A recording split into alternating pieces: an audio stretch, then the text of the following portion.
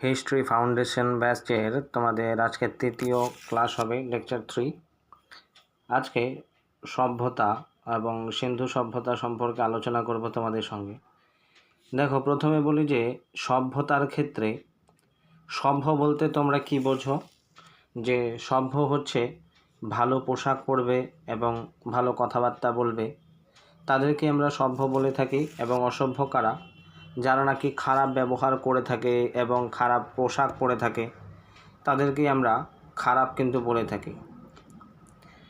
তো সেই ক্ষেত্রে সভ্যতা উন্নত হচ্ছিল কিন্তু পুরো পৃথিবীতে নদীর কিনারেই। আমরা জানি যে নদীর কিনারে কি হয়, যে পলি জমে এবং সেখানে ফসল ভালো হয় এবং সমতল জায়গা থাকে, যার কারণে বসবাস করা খুব সহজ হয় সেই কিনারে। সেই জন্যই পুরো পৃথিবীর মধ্যেই কিন্তু নদীর কিনারগুলোতেই মানুষ বসবাস করতে শুরু করে এবং সেখানেই একে একে কিন্তু সভ্যতা গড়ে ওঠে। তো পুরো পৃথিবীতে কোথায় কোথায় সভ্যতা গড়ে উঠছিল? মিশর সভ্যতা, মিশর অর্থাৎ এখন যাকে ইজিপ্ট বলা হয়ে থাকে, সেই মিশর সভ্যতা উন্নত হচ্ছিল নীল নদীর পাশে। তারপর দ্বিতীয়তে মেসোপটেমিয়ার সভ্যতা উন্নত হচ্ছিল দজলা ও ফরাত নদীর পাশে। এগুলো দেখো, পুরো পৃথিবীর ক্ষেত্রে বলা হচ্ছে এই কয়েকটি জায়গায় কিন্তু সভ্যতা উন্নত হচ্ছিল। তারপর চীন সভ্যতা হাংহো নদীর কিনারে কিন্তু উন্নত হচ্ছিল। আর ভারতীয় সভ্যতা বা যাকে আমরা হরপ্পা সভ্যতা বলে থাকি, হরপ্পা কেন? প্রথম যে স্থানটি পাওয়া গিয়েছে সেই স্থানটির নাম ছিল হরপ্পা, তাই প্রথম স্থান অনুসারেই এখানে নামকরণ করা হয়ে থাকে। যেরকম আমরা দেখে থাকি বাড়িতে, ফ্যামিলিতে যে বড় ছেলে বা বড় মেয়ে থাকে, তার নাম অনুযায়ী কিন্তু তার বাবা মাকে ডাকা হয়ে থাকে। তো সেই হিসেবে এখানে হরপ্পা সভ্যতা প্রথম স্থান যেখানে খুঁজে পাওয়া যায়, তো সেই স্থানের নাম অনুসারেই এই সভ্যতার নাম করা হয়েছে হরপ্পা সভ্যতা। ঠিক আছে। আর এই হরপ্পা সভ্যতা উন্নত হচ্ছিল সিন্ধু ও সরস্বতী নদীর কিনারে। এই নদীর কিনারগুলোতেই কিন্তু আমাদের এই ভারতীয় সভ্যতা বা হরপ্পা সভ্যতা উন্নত হচ্ছিল। তারপর দেখো যে সিন্ধু সভ্যতার প্রধান কি কি কেন্দ্রগুলো পাওয়া গিয়েছে। প্রথমে যেহেতু সিন্ধু সভ্যতা কেন, যে সিন্ধু নদী যে রয়েছে সেই সিন্ধু নদীর পাশেই কিন্তু এই সমস্ত স্থানগুলো পাওয়া গিয়েছে, যার কারণে একে সিন্ধু সভ্যতা বলেই জানা যাচ্ছে বা জানতে পারছি। কী কী স্থান রয়েছে? যে হরপ্পা জায়গাটি রয়েছে কোথায়? এটি পাকিস্তানের পাঞ্জাব প্রদেশে ইরাবতী নদীর তীরে অবস্থিত। এটা পাকিস্তানে কিন্তু, হ্যাঁ। এটি ছিল প্রথম আবিষ্কৃত শহর। এখানে বিশাল শস্যাগার পাওয়া গেছে। এটার বিশেষত্ব কি? যে এখানে বিশাল একটি শস্যাগার পাওয়া গেছে। তারপর হচ্ছে আরও দেখো মহেঞ্জোদারো। মহেঞ্জোদারো সিনেমাও হয়েছে ঋত্বিক রোশনের।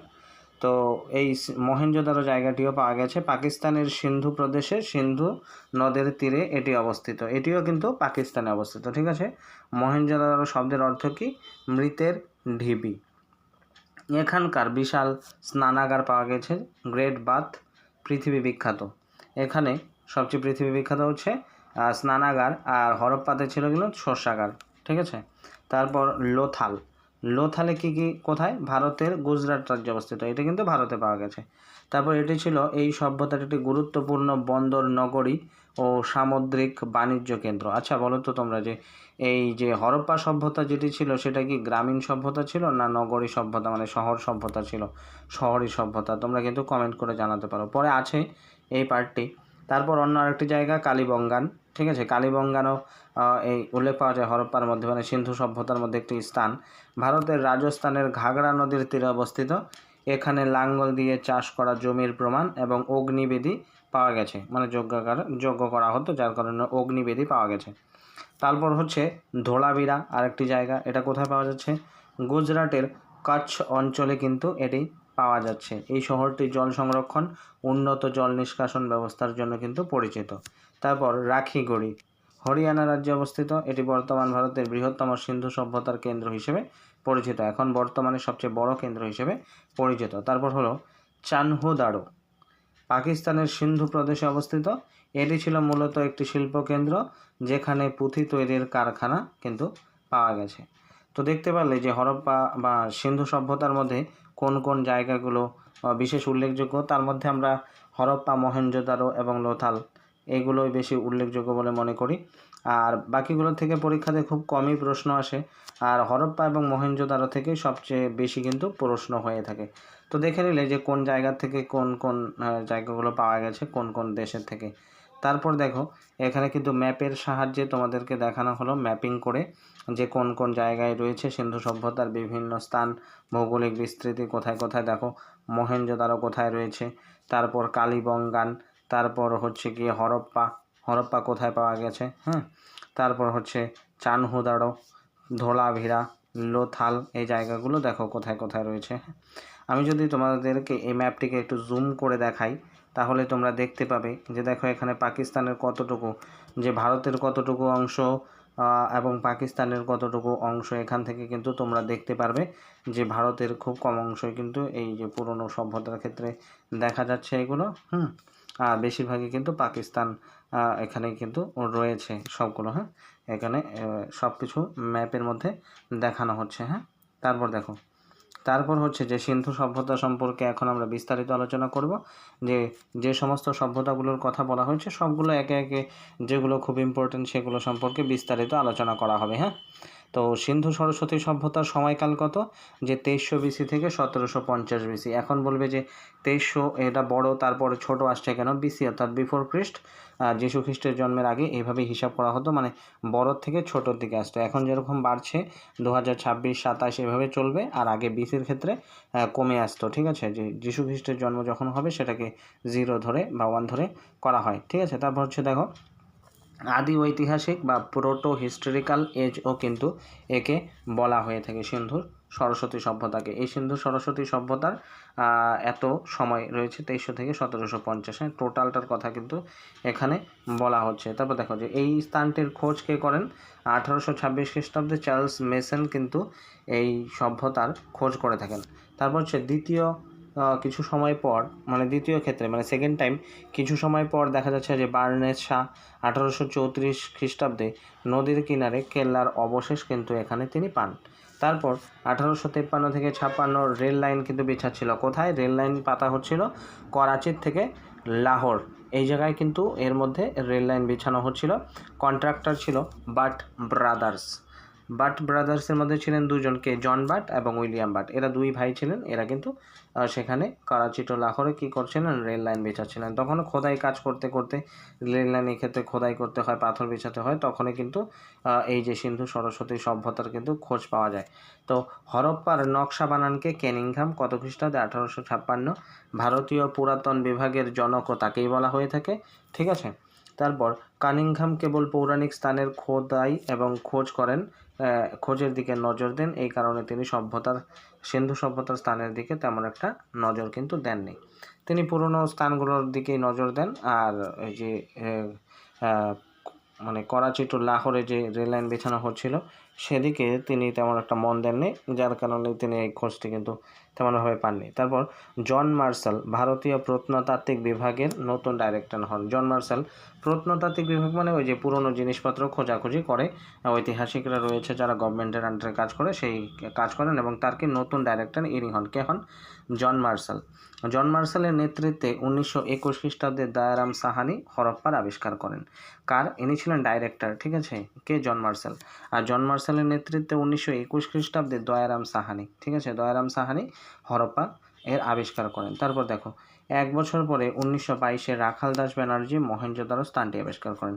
হরপ্পার আবিষ্কারের পর 1 বছর পর 1922 খ্রিস্টাব্দে রাখাল দাস ব্যানার্জি আরেকটি স্থান আবিষ্কার করেন, তার নাম হচ্ছে মহেঞ্জোদারো স্থানটি আবিষ্কার করেন। তারপর 1924-এ জন মার্শাল সম্পূর্ণ পৃথিবীর সামনে সিন্ধু সরস্বতী নদীর কিনারে এক নতুন সভ্যতা মেলার ঘোষণা করেন। তিনি কিন্তু পান, ঠিক আছে, যে জন মার্শাল পেয়েছিলেন 1921 খ্রিস্টাব্দে, কিন্তু তিনি তখন পাবলিশ তা করেননি। তিনি পাবলিশ করলেন কবে, 1924 খ্রিস্টাব্দে তিনি কিন্তু পুরো পৃথিবীর সামনে এই সিন্ধু সরস্বতী সভ্যতার মানে পাবলিশ করে দিলেন যে স্থানটি পাওয়া গেছে। তারপর জন মার্শাল সবার প্রথমে খোঁজা হরপ্পা স্থানের ভিত্তিতে সিন্ধু সরস্বতীর সভ্যতার নাম হরপ্পা সভ্যতা রাখেন। আগেই তোমাদেরকে বলেছি যে প্রথম যে স্থানটি পাওয়া গেছে সেটি হচ্ছে হরপ্পা নাম। সেই হরপ্পা স্থানের নাম অনুসারে কিন্তু এই যে আমাদের এই সিন্ধু সরস্বতী সভ্যতার নাম হরপ্পা সভ্যতা করা হয়েছে। তারপর দেখো যে এটির বিশেষতা কী রয়েছে। আমরা কিন্তু দেখো এখন হরপ্পা সভ্যতা সম্পর্কে আলোচনা করছি, ঠিক আছে। পরবর্তী সময় মহেঞ্জোদারো আসবে, বাদবাকিগুলো আসবে। এখানে কিন্তু আবারও বলছি যে হরপ্পা সভ্যতা সম্পর্কে আলোচনা করা হচ্ছে। এখানে এটির বিশেষতা কী রয়েছে, যে লিখিত প্রমাণ পাওয়া যায় কিন্তু পড়া যায়নি। তোমাদেরকে আগেই বলা হয়েছিল যে শুরুর দিকে যে লিখিত প্রমাণ পাওয়া যায় এবং পড়া যায় না, তাকে কোন ঐতিহাসিক যুগে রাখা হয় সেটা তোমরা কমেন্টে জানাবে, ঠিক আছে। তারপর লিপি, এখানকার যে লিপি পাওয়া গেছে, মানে যেটা পড়া যায়নি, লেখা তো ছিল কিন্তু পড়া উদ্ধার করা সম্ভব হয়নি, সেই লিপির নাম হচ্ছে গোমূত্রাকার লিপি। একে সর্পাকার লিপি এবং ব্যস্ত ফেদন লিপিও বলা হয়ে থাকে, বা ভাবচিত্রাত্মক লিপিও কিন্তু একে বলা হয়ে থাকে। দেখো এই লিপি কিভাবে লেখা হতো, যে ডান দিক থেকে বাম দিকে এবং ডান দিক থেকে বাম দিকে, বাম দিক থেকে ডান দিকে, মানে উল্টো পাল্টা করে লেখা হতো। একবারে এদিকে লেখা হতো, তারপর পরের লাইন এইদিকে লেখা হতো, পরের লাইন আবার এইদিকে লেখা হতো, ঠিক আছে। মানে একে অপরের বিপরীত দিকে কিন্তু এই সভ্যতায় লেখালেখি করা হতো। তারপর ব্রোঞ্জ বা কাঁসার এজ বলা হয়ে থাকে। ব্রোঞ্জ এজ বলা হয়ে থাকে কারণ হচ্ছে তামা ও টিন মিশিয়ে এখানে ব্রোঞ্জ তৈরি করা হয়েছিল। কোন সভ্যতা? হরপ্পা সভ্যতায়। তাই একে আমরা ব্রোঞ্জ এজ বলে থাকি। নগরী সভ্যতা, এই সভ্যতা হরপ্পা সভ্যতা কিন্তু কোনো গ্রামীণ সভ্যতা নয়, আরবান অর্থাৎ শহর বোঝাচ্ছে। আরবানি শহর, নগর সভ্যতা কিন্তু ছিল আমাদের এই হরপ্পা সভ্যতা। আর তখন কি ছিল? মাতৃতান্ত্রিক সমাজ ছিল, মানে পুরুষকেন্দ্রিক সমাজ ছিল না, মা ছিল পরিবারের প্রধান, তাই এটি মাতৃতান্ত্রিক সমাজ। এবং এখান থেকে কিন্তু মাতৃমূর্তির কিন্তু পাওয়া গেছে, মাতৃমূর্তি সেখানে পাওয়া গেছে। একাল পরিবার, নিউক্লিয়ার ফ্যামিলি, অর্থাৎ জয়েন্ট ফ্যামিলি নয়, এখানে নিউক্লিয়ার ফ্যামিলি এখানে কিন্তু থাকতো। দেখো কি কি থাকতো, যে বাবা মা থাকতো এবং অবিবাহিত পুত্র ও পুত্রী এখানে কিন্তু থাকতো। ছেলে মেয়ে যদি অবিবাহিত থাকতো তবেই তারা পরিবারে এক ফ্যামিলিতে থাকতো, এবং বিয়ে করলে তারা কিন্তু আলাদা হয়ে যেত, ঠিক আছে। এখানে কেমন পরিবার পাওয়া যায়? একল পরিবার, মানে নিউক্লিয়ার ফ্যামিলি। তারপর দেখো বিস্তার কোথায় কোথায় রয়েছে এই হরপ্পা সভ্যতার। রয়েছে আফগানিস্তানে রয়েছে, আর পাকিস্তানে এবং ভারতে রয়েছে। প্রায় 15টি জায়গা পাওয়া গেছে টোটাল, সব মিল করে, মানে 3টি দেশ মিল করে টোটাল 15টি জায়গা পাওয়া গেছে। কোথায় কটি পাওয়া গেছে? দেখো আফগানিস্তানে 2টি পাওয়া গেছে, শান্তিসই এবং মুন্ডিগ্রাম, ঠিক আছে। আর পাকিস্তানে 481টি, প্রায় 500টি জায়গা পাওয়া গেছে। এবং 3টি রাজ্য, কি কি? পাকিস্তানের 3টি রাজ্যে পাঞ্জাব, সিন্ধু এবং বালুচিস্তান। বালুচিস্তান কিন্তু পাকিস্তানের সবচেয়ে বড় রাজ্য হচ্ছে বালুচিস্তান। এই বালুচিস্তানেও পাওয়া গেছে। এই 3টি জায়গায় কিন্তু মোট 500টির কাছাকাছি জায়গা পাওয়া গেছে। অ্যাকুরেট হচ্ছে 481টি, একদম এক্স্যাক্টলি যদি তোমরা বলো তাহলে 481। আর ভারতে পাওয়া গেছে 971টি, ঠিক আছে। প্রায় 1000টি জায়গা পাওয়া গেছে। রাজ্য কি কি? কাশ্মীর আছে, পাঞ্জাব, হরিয়ানা, রাজস্থান, গুজরাট, তারপর মহারাষ্ট্র এবং উত্তরপ্রদেশ। এই কয়েকটি জায়গায় কিন্তু আমরা এই হরপ্পা সভ্যতার নিদর্শন পেয়ে থাকি ভারতের ক্ষেত্রে। তো এক্সাক্ট নাম্বার যেটি রয়েছে সেগুলো ব্র্যাকেটে লেখা আছে, আর প্রায় হচ্ছে বাইরে দেওয়া আছে, প্রায়, ঠিক আছে। প্রায়গুলোই আসে, একদম এক্সাক্ট তো আসে না। তো প্রায়গুলো তোমরা একটু মনে রাখবে কোথায়। আফগানিস্তানে 2টি, ভারত হচ্ছে কি 1000টি, আর পাকিস্তানে 500টি জায়গায় কিন্তু পাওয়া গেছে। এখানে দেখো সিন্ধু সভ্যতার বিস্তার কোথায় কোথায় ছিল এখানে দেখানো হয়েছে। ভৌগোলিক সীমানা কি? উত্তর দিকে কোথায় ছিল? মান্ডা হচ্ছে জম্মু এবং কাশ্মীরের একটি জায়গা, অর্থাৎ উপরের দিকে, নর্থ আমরা জানি উপরের দিকে, আর ম্যাপের ক্ষেত্রে যা হয় আর কি, এদিকে ইস্ট, তারপর ওয়েস্ট, তারপর হচ্ছে নর্থ, অ্যান্ড নিচের দিকে হচ্ছে সাউথ, ঠিক আছে। তো উত্তর দিকে কি? মান্ডা, জম্মু এবং কাশ্মীরের যে স্থানটি, এই পর্যন্ত কিন্তু পাওয়া গেছে। তারপর দক্ষিণ দিকে হচ্ছে দাইমাবাদ কোথায়? মহারাষ্ট্র। দক্ষিণ দিকে নিচের দিকে দাইমাবাদ, মহারাষ্ট্রে কিন্তু এই জায়গাটি পাওয়া গেছে। আর পূর্ব দিকে রয়েছে আলমগীরপুর, উত্তরপ্রদেশ। এখানে আমাদের দেশের মোটামুটি মাঝামাঝির কাছাকাছি উত্তরপ্রদেশ পর্যন্ত এই নিদর্শন পাওয়া যায়। আর পশ্চিম দিকে হচ্ছে সুতকা গেন্ডোর, এটি বালুচিস্তান এবং পাকিস্তানের মানে শেষের দিকে প্রায় এটি কিন্তু পাওয়া গেছে। এটিকে যদি দেখো আকার মোটামুটি ত্রিভুজ আকার কিন্তু হয়ে থাকে এখানে জায়গাতে, ঠিক আছে। এটা ইয়েতে বানানো দেখে এরকম দেখা যাচ্ছে, ডাউনলোড করা বলে।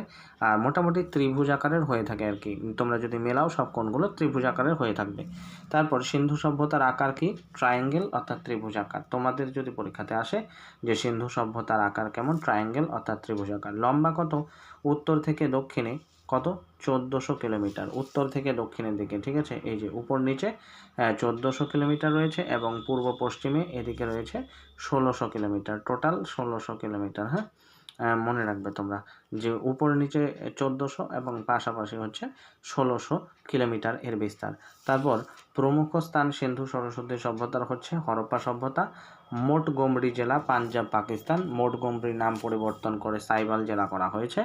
হরপ্পা রাবি নদীর কিনারে, বাম দিকে নদীর, অর্থাৎ নদীর কোন দিকে হরপ্পা সভ্যতার নিদর্শন পাওয়া যায়? নদীর কিন্তু বাম দিকে রয়েছে হরপ্পা স্থানটি। হরপ্পার খোঁজ করেন 1921-এ দয়ারাম সাহানি, আগেও বলা হয়েছে। খোদাই করেন মাধব স্বরূপ 1926, তারপর মন্দির ব্রিলার।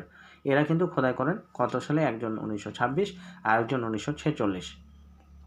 আন্নাগার দুর্গের ভিতরে 2 দিকে 6x6 কামরা রাবি নদীর কিনারে কিন্তু রয়েছে। এখানে আন্নাগারটি যেটি পাওয়া গেছে তোমাদেরকে আমি এখানে একটু বুঝিয়ে দিই কেমনভাবে। এখানে ঠিক বোঝা যাচ্ছে না যে এখানে এদিকে দেখো 6টি বক্স রয়েছে এবং এদিকেও 6টি বক্স রয়েছে, মানে 6x6 ঘর রয়েছে আর মাঝখান দিয়ে কিন্তু রাস্তা থাকতো, ঠিক আছে। এরকমই কিন্তু পাওয়া গেছে ঘরটি, মানে অন্নাগার, যেখানে আর কি নানান খাবার জিনিস রাখা হতো তার একটি নিদর্শন পাওয়া গেছে। তারপর শ্রমিক আবাস, অর্থাৎ সবজি বেচার জন্য যে ব্যবহার করা হতো, সেই শ্রমিকদের থাকার জন্য যে আবাস, সেই আবাসেরও কিন্তু নিদর্শন পাওয়া যায়। 16টি তামা গলানোর স্থান পাওয়া গেছে। তামার মূর্তির, মানুষের মূর্তি পাওয়া গেছে এখানে। তামার দর্পণ অর্থাৎ তামার আয়না পাওয়া গেছে। কবরস্থান পাওয়া গেছে। কবরস্থানের নাম হচ্ছে HR, কবরস্থানটির নাম HR এবং সমাধি যেখানে দেওয়া হতো তার নাম হচ্ছে R37। তারপর লাল পাথরের তৈরি পুরুষের মস্তক পাওয়া গেছে। লাল পাথর দিয়ে তৈরি পুরুষের মাথা পাওয়া গেছে। কাঠের তাবুত পাওয়া গেছে। তাবুত হলো মানুষ মরার পরে যে বাক্স, মানে যে বাক্সের ভিতরে মানুষকে ভরে কবর দেওয়া হয়, সেই তাবুতের কিন্তু নিদর্শন পাওয়া গেছে। মাতৃদেবীর মূর্তি পাওয়া গেছে। মোহরের মধ্যে ছবি পাওয়া গেছে। গর্ভ থেকে গাছ কিন্তু বেরোচ্ছিল, তারও ছবি পাওয়া যায়। তাকে পৃথিবী দেবী হিসেবে মানা হয়েছে বা ভূদেবী মানা হয়েছে। ময়ূরের উপরে গরুর পাখি ও সাপের ছবি পাওয়া গেছে। ছোট তলোয়ার কিন্তু এখানে নিদর্শন পাওয়া যায়। তারপর কিছু কুকুর এবং হরিণ শিকারের ছবি রয়েছে। তামার এক কাগারের নিদর্শন পাওয়া যায় এবং নাচতে থাকা পুরুষেরও কিন্তু এখানে নিদর্শন পাওয়া গেছে। তো আজকের লেকচারে এতটুকুই ছিল। আমরা সিন্ধু সভ্যতার মধ্যে অবস্থিত যে স্থানগুলো, তার মধ্যে সিন্ধু সভ্যতা সম্পর্কে অনেক কিছু জানলাম এবং যেটা হরপ্পা সভ্যতা, সেই হরপ্পা সভ্যতা সম্পর্কে বিস্তারিত আলোচনা করলাম। নেক্সটে আমাদের মহেঞ্জোদারো আসবে। আর এগুলো দেখো, এটা হচ্ছে আমার ফার্স্ট এডিশন। এখানে কিছু কিছু সামান্য ভুল থাকতে পারে, এটা একদম অনিচ্ছাকৃত। ইচ্ছে করে তো আর কেউ ভুল করে না, অন্তত আমরা। যাই হোক, তোমরা যদি এখানে কোনো রকম মিস্টেক থাকে সেটাকে একটু কারেকশন করে নেবে।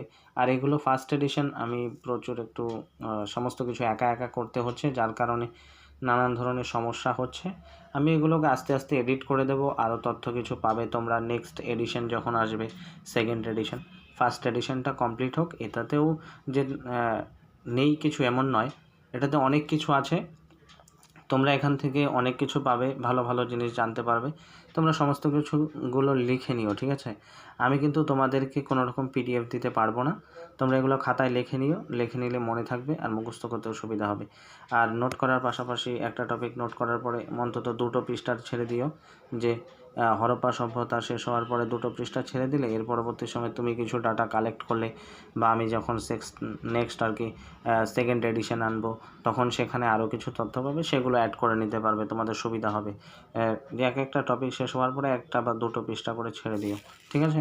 দেখা হবে তাহলে এই সিরিজের যে অন্যান্য ভিডিওতে। আর এখানে কিন্তু আমি তোমাদের A to Z একদম প্রথম থেকে শেষ পর্যন্ত এবং স্বাধীনতা পর্যন্ত সমস্তটাই ফাউন্ডেশনটা করে দিয়ে যাব, যেটা তোমাদের অনেকটা হেল্প করবে নানান পরীক্ষায়।